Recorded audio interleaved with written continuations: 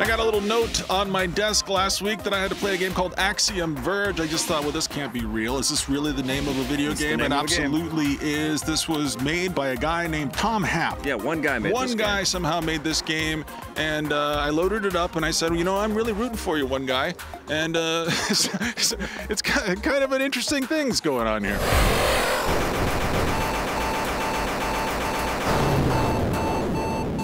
Well, it's Metroid. I mean, there's no getting around it. This guy obviously wanted a 2D Metroid. Nintendo isn't making any more than 2D Metroids. He said, I'm making a 2D Metroid. And it very much feels like a 2D Metroid, but with kind of modern day video game storytelling that's not in terms of tone, but similar to the way that the story gets told in Hotline Miami. You've got all these retro cut sequences with these hand-drawn art pieces that are going back and forth. And this guy gets thrust into this world that just goes to hell. He's got to shoot all of these squishy things. There's a lot of pieces of the map that are inaccessible until you achieve some kind of weapon upgrade or some kind of power up within the game. You can phase through walls at one point. And, you know, it's one of those things that starts to keep unraveling for you and gets bigger and more complex and more difficult, but also incredibly addictive. Yeah, you know me, I've had a problem with these look-backs. You know, we've had too many in the last couple of years, and I think there have been too many sort of tip-of-the-hat kind of gaming experiences, especially towards Castlevania and Metroid, for sure. Yeah. I'm always excited at first, like for the first 30 seconds when I'm like, oh, this is like Metroid. And then I'm just like, oh, it's not better than Metroid. No. I know this guy loves Metroid, and I'm proud that he got to exercise his love for Metroid. Yeah. But I just want to look forward. I'm tired of looking back. I know we need to honor our history, but you know, I've said it before on the show, it's not an interesting or new thing. This is really a nice piece of software. It's an interesting game. The creatures are sort of interesting, and working your way through the game, I like some of the sound effects. Some of the sound effects, you know, actually got caught in my head a little bit. And the music is incredible.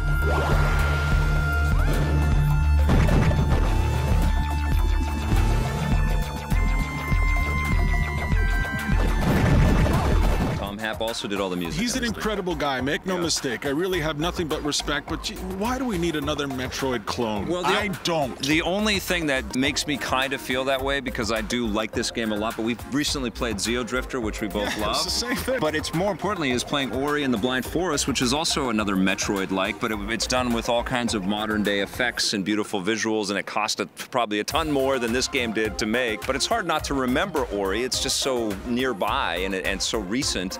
And so Axiom, I didn't enjoy as much as Ori, but I did really enjoy the game. I thought it was really elegantly designed. I liked the subtle kind of visual effects that were sort of harkening back to the 8-bit Nintendo days. Everything's in full HD and it looks really cool on the screen, but it's obviously using an 8-bit kind of look and art style, so much so that even the visual imperfections of the day are kind of recrafted for our HD screens. I like when the creatures explode and they pixelate and spread out across the screen.